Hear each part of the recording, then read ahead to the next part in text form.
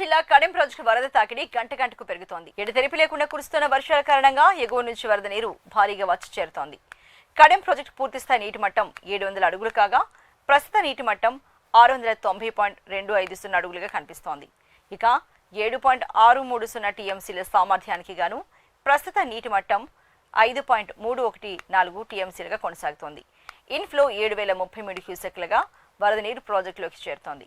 Inflow పెరుగుతున్న కారణంగా project వరద గేట్లు తెరిచే అవకాశం ఉందని అధికారులు చెబుతున్నారు. దాంతో కడెం ప్రాజెక్టు దిగువ ప్రాంత ప్రజలు అప్రమత్తంగా ఉండాలని హెచ్చరిస్తున్నారు.